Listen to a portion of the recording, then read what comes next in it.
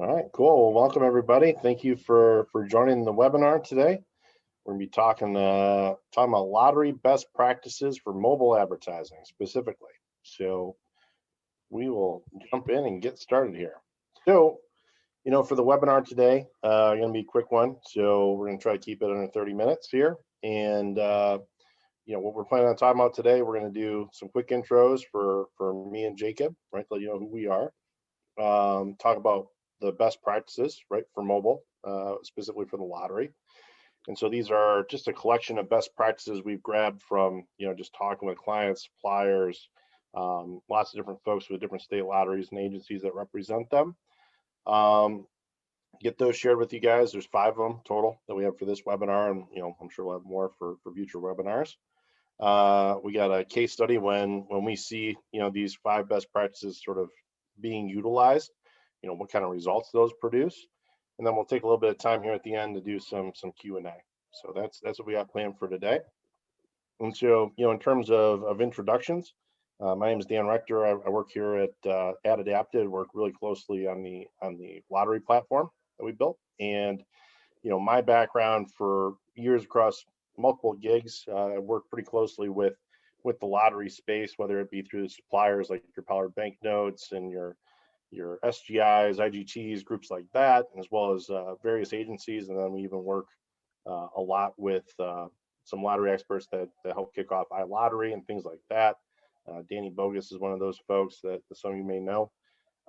We also work directly a lot with the state lotteries themselves, to help them improve sales and things like that, specifically within mobile with display. So Jacob, you want to give a quick intro for your background? Yeah, absolutely. My name is Jacob Smith. Been with AdAdapted for about 2.5 years. I'm working under Dan Rector right now, leading our go-to-market for lottery here at AdAdapted. So my experience aligns with his, just not as lengthy, I would say. So excited to be here working alongside DR, and happy to provide some insights for you guys moving forward. Cool.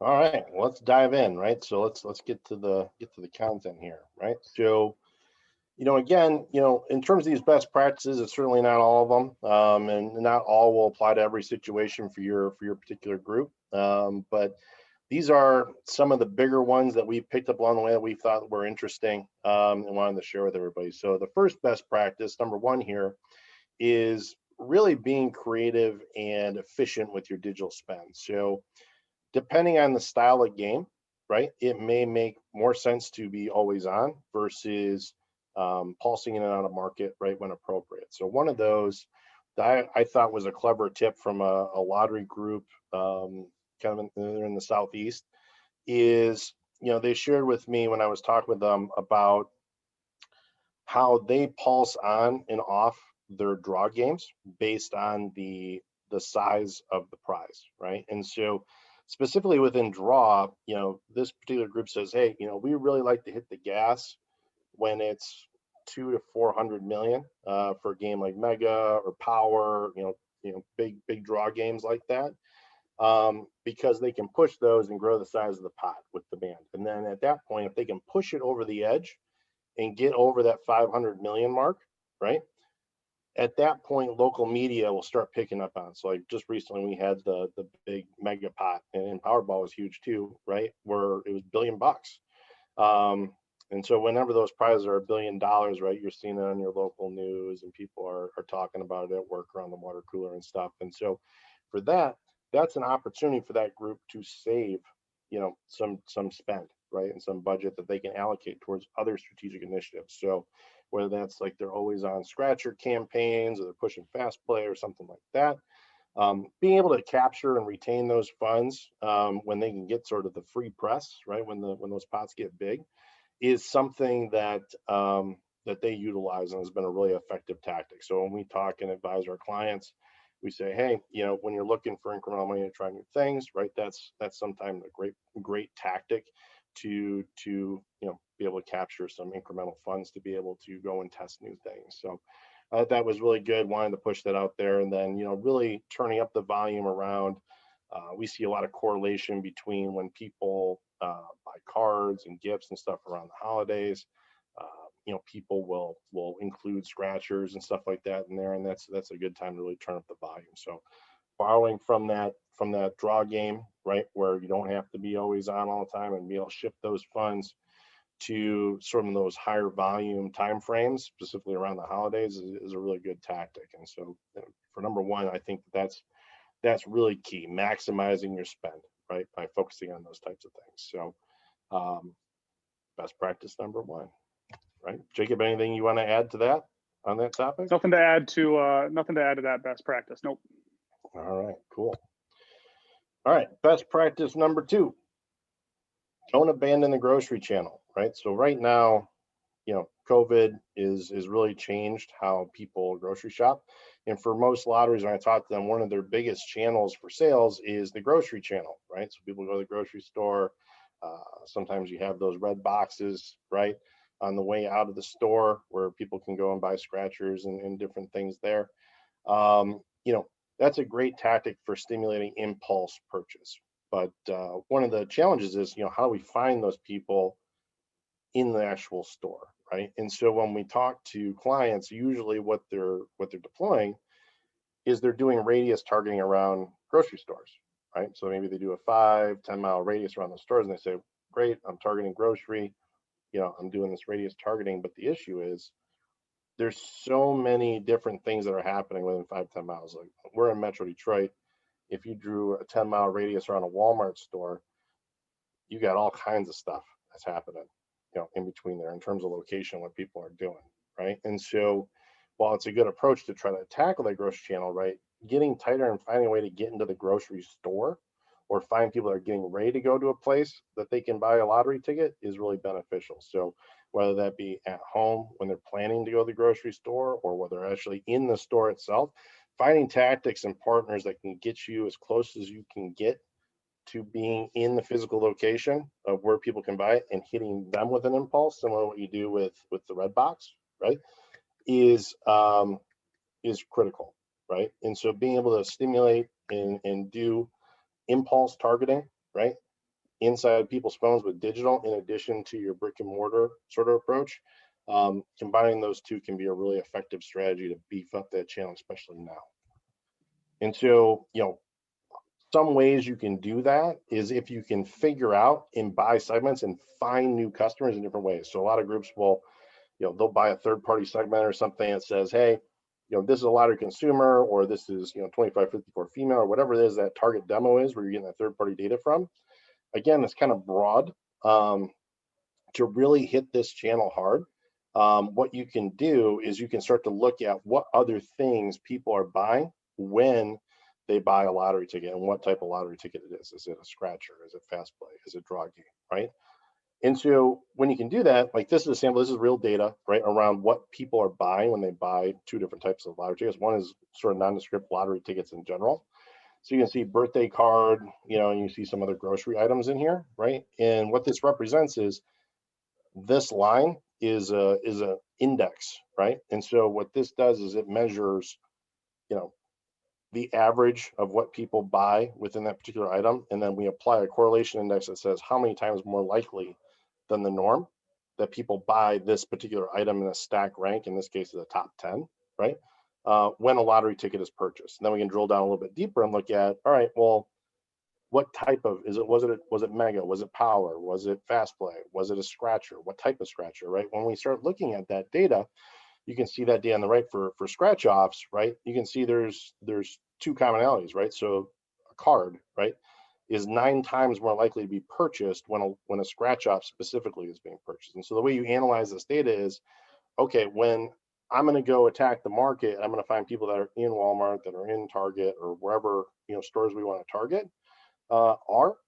What are the things that they're buying? And when I see combinations of these things, I can start to buy third-party segments. They're saying, hey, I want to find people that buy birthday cards, or I want to find people who are buying holiday, items, or baking items, right? Or whatever those combinations are. So you see like beer down here, that one's pretty common. Cigarettes is usually pretty high as well, right? And that's kind of more of a convenience store buyer.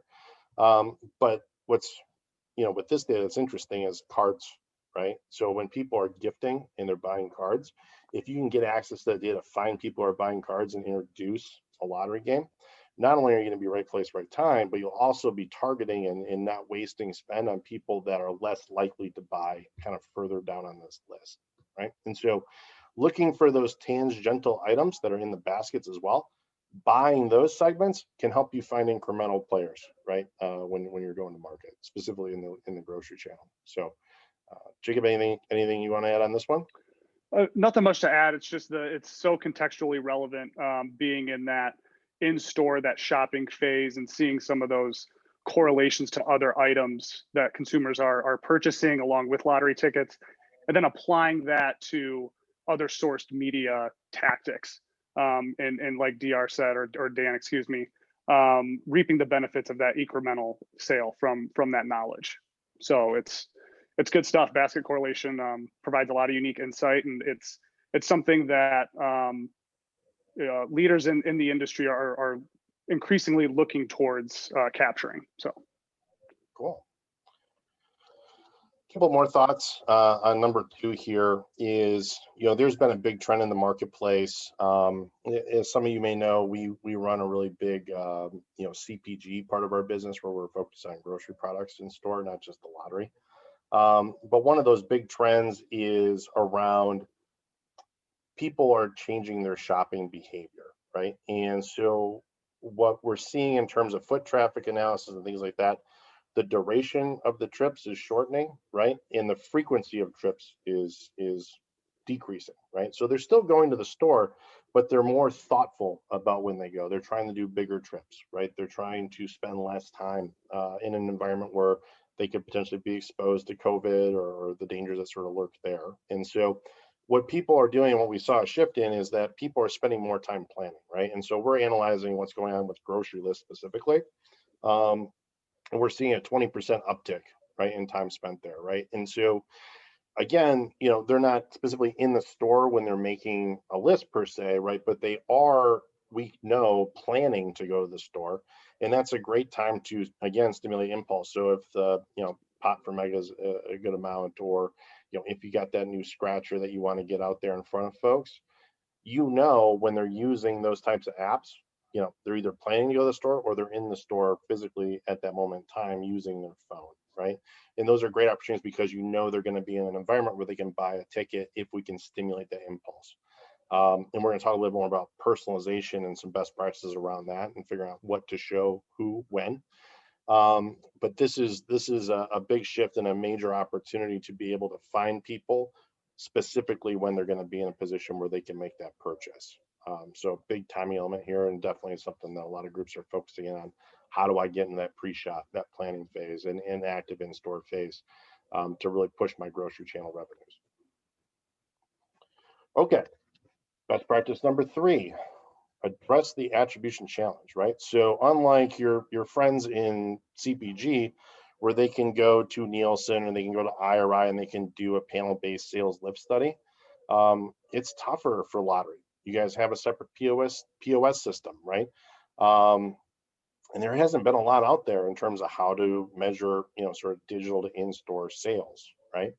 And so one of the things people want to know is like, hey, I'm spending all this money on digital. How is that affecting my in-store sales? How can I get a deterministic measure to figure out if that is working? How well is it working, right? To determine, hey, is this scratcher performing better than this one, other than just sort of waiting for that data to flow through later, right? And so for a lot of our groups, they look towards add to list as a way to measure and solve this attribution problem, right? And so, like I said, we've been doing this a long time in terms of measuring, serving an ad to somebody featuring some item. It could be yogurt, it could be anything else. When it's clicked, it goes onto a list.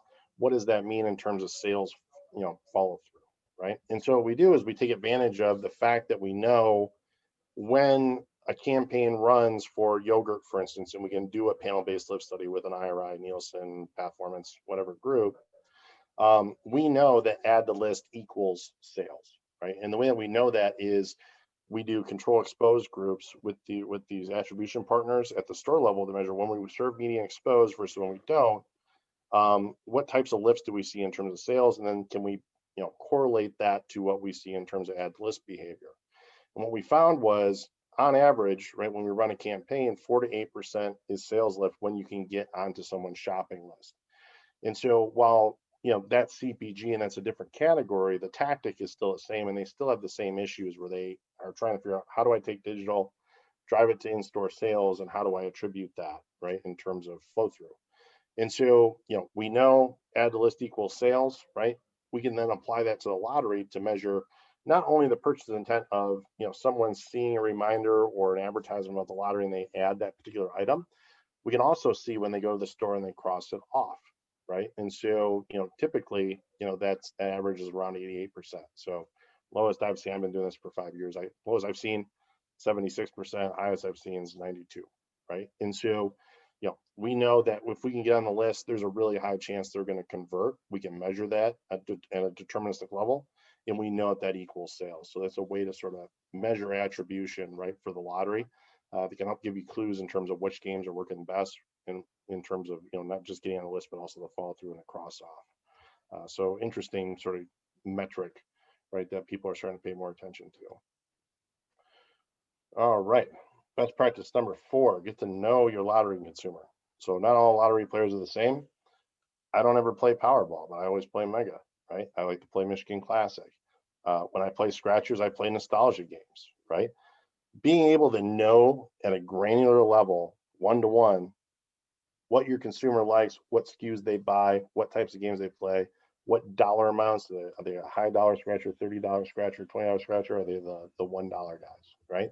Being able to figure that out can help you personalize communications. And as you can use your media to fuel almost like a CRM system for you, you can start to understand how different consumers fit in the different games, right? And so an example, we got this Mike here, he likes to play Mega. He only plays 250 million plus pots, right? He plays higher dollar scratchers. He likes the razzle dazzle ones, so Arizona Gold, Royal Millions, right? And so this is really important information. And once you can get a beat on that, as well as the replenishment cycle, so some people play lottery every day, some people play it, once a week, or they only play during the holidays, right?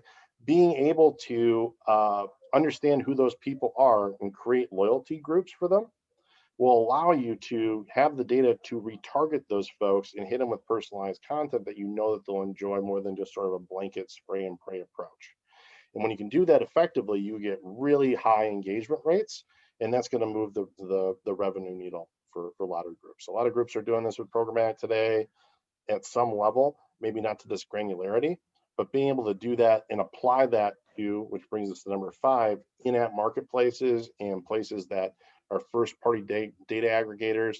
They have opt-in users. They have private marketplaces where, even with the disruptions of iOS 14, and Google's indicated in the years to come that their cookies are going to go away as well, is going to allow you to continue doing this best practice of personalizing your media to a specific buyer to maximize your engagement and efficiency, but be able to continue that into a different environment so you have a hedge if you're overexposed to programmatic media as it sits today. As that becomes harder, you're really going to want to have some first-party partners lined up that have contextually rich, private marketplaces where people are in the right mindset to receive that message. But more importantly, be able to use those first-party data assets to make sure you're getting the right consumer, right time with the right product to ensure that you're getting maximum efficiencies there. So this is a really big topic that's affecting the whole industry. We could spend all day talking about this. But really getting those hedges into place is definitely a best practice and something we hear on every call with our clients. They're thinking about, this is coming, how are we going to get ready for this so we can continue doing our personalization. So Jacob, any other added thoughts on this piece? No, nothing to add to iOS 14. It's obviously an ongoing situation that's going to affect programmatic, and everything I'm reading, and I'm sure individuals on the call are reading it as well, that this personalization approach and understanding your consumer for precise targeting is going to be the future, and not so much spray and pray, as you put it, Dan, but just a more targeted, granular approach in breaking up these consumers on individual preferences on how they play lottery, because you're right, and everyone plays lottery differently. And so understanding that type of information at the consumer level, it goes back to best practice number 1, efficient spending. So it all kind of ties in, but other than that, that's all I got. It's a big topic, definitely a big topic. For sure. Maybe future webinar just on this one. Sure. Right. All right. Cool. All right, great. So, the big reveal is what happens when you do all these things together. So we kind of went through all of our clients and figured out, okay, who's doing all these things to the max? They're doing it always on, they're really implementing this stuff, and some of it's even derived from them precisely, right? So, this is a group that's a major state lottery. They're one of the more innovative groups. I think, different groups are at sort of different stages in terms of digital and iLottery and stuff like that. This group's leading in a lot of those categories. And so what they're doing, and I think what they're the best at, is they have an approach that isn't episodic, right? So it's not an approach where they have a scratcher, they have a specific campaign, they jump in the market for 30 days and then go away, right? This group is focused on a bigger vision, which is they want to aggregate as much data in user segments, so these loyalty segments I talked about earlier, to the max, right? And they're using different types of products. They're coming to market, they're personalizing, and they're in a constant state of data accumulation and optimizing using that data, both for insights as well as tactical, like how do we push this next product that's coming out. And so, I mean, this is just this group's been doing this for 3 or 4 years now. I think 3 years. So Yeah, I think 3 years. Yeah. So this was just a snapshot of last year. 100,000 tickets. They got added to grocery lists. Really nailing that grocery channel, but they're also doing drive to the landing page, drive to iLottery, right, the app and that kind of stuff. But I think that 100,000 tickets sold is a pretty staggering figure when you think about how they're doing with grocery. With an individual tactic, they are measuring that attribution, so their cross-off rate's 84%. So they know if they can get on the list, 84% of the time it's gonna go all the way through. And I think probably the most interesting piece is how they're leveraging that data. So they're really, again, doing that best practice of they're remembering what the consumer likes and then they're going back to them. So just on the acquisition pieces, they're building that pool, right? Most groups, and them included, told us 0.15 is sort of the gold standard in terms of engagement for their display media. They're getting 160% KPI attainment at 0.24 CTR. But this one's the most impressive, right? This is why they invest so much here, because they know if they can start building those loyalty loops, they can start retargeting and doing these more smart campaigns, right? And they can go back to users with relevant content, whereas they're getting 0.86 average CTR, right? By going back with that personalized messaging. So that's a huge number. Everybody on the phone knows, what you're getting in terms of engagement today. That 0.86 is strong, right? With static display. So really impressive numbers there. So anyway, I want to take a second, answer any questions that can come through the chat there. Jesse, you want to grab those and toss those out? Yep. Wait just a minute. Anybody has questions? All right. One question coming at you guys. So how can it looks like this is coming from Natalie. How can I learn more about basket analysis and what exactly that means for lottery? Yeah, so great question. So with basket analysis, when we bring on a client and they want to know more about what people are buying in addition to a lottery ticket, right? They'll go into it with basically the idea of how do they acquire new consumers, right? Not just within our channel, but maybe in other channels are running as well. And so they'll look for ideas in terms of, what are those top 5 items, right? And if we see a correlation with specific games, what they'll do is they'll take that term and maybe they'll try to either buy a segment closely related. So like the birthday card one is a great example, right? Where they'll know, okay, well, when somebody buys a scratcher, if I'm going to pitch a scratcher, through a media and then that creative, obviously I can target a lottery consumer if I can get to that segment with my DSP, right? But if I can't, what are the other ways or I can sort of find people, and so they'll say, all right, well, I want to find people who are buying birthday cards, or people who always buy holiday cards and things like that. And they can even, it's sort of like a rabbit hole. You can go deeper into, well, who buys the birthday cards, who buys the holiday cards, and they look for incremental, consumers, right, to add to their CRM, basically by using those tangential terms that we help create for them. So that's one way that people use the basket analysis. Cool. And then Dan, we have one more from Nate, it looks like.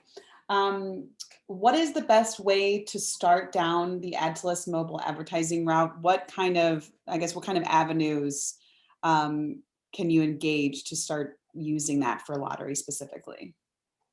Yeah, I think the first place I would look would be private marketplaces that have good context, right? So, obviously we could do that for you. But even other groups, so if apps that people are using for, gaming, gambling is now, online gambling is starting, if you can get ad space there, that's a great place to be right now. It's hot. Looking for people that, like to gamble, like to play the games and have the fun with it, right? If you can find apps that have that context, even in a doomsday scenario where you can't do personalization on it, which I don't think is going to happen entirely, but even if that were to happen, you can at least rely on the context. So really, sit down with your team, think about, all right, well, what kind of data do we have that we know, all right, our consumers have interest in this type of thing, higher than the average, right? Get to those data sets and then go out and start to look for apps that have that type of environment, right? It's all about context, right? And if they have plus, tactics or specific patented, stuff like we do, that's plus, right? But finding stuff that has good context for what about your players, by segment of game, is going to help give you the best success and help also hedge for some of the industry changes on the horizon. Great, cool. Thanks, Dan. We do have other questions, but since we're at time, I wanted to let you guys wrap it up and share their sort of offer that you guys are putting out there for anyone that attended. Sure. Yeah, and so for everybody who joined the webinar today, and if you're a state lottery, rep yourself, and your agency are the folks that handle your media. We're happy to extend this out to them as well. But for anybody who signs up for campaigns this quarter, we are offering 2 complimentary consumer polls. So like I mentioned earlier, you're wondering, hey, you maybe want to ask a custom poll to folks in your state about, hey, what other interests do you have, sports or otherwise? I can help you find some context for maybe some other private marketplaces or specific apps that you want to target in. But this is, sky's the limit. Consumer poll, we'll go out, we'll guarantee recruited responses, help you capture more consumer insights, in addition to running a really good tactical media program for you that can address some of the challenges we mentioned earlier, and some other stuff. So Jacob and I, we would love to meet with anybody. If you have questions post call we didn't get to today, you can reach out to Jacob and I, and we're happy to meet with you and have a look at what you're doing today, and give you some guidance in terms of some opportunities for improvement or areas that could provide some incremental value. So this is a good little carrot that you can learn some more information about your consumers, sort of gratis with folks that want to sign up this quarter. Great. Well, thanks so much for everyone attending. We will be following up with the deck as well as a recording of the session. And yeah, thank you, Dan and Jacob, for your time too. You got it. Thanks. Thanks, everyone.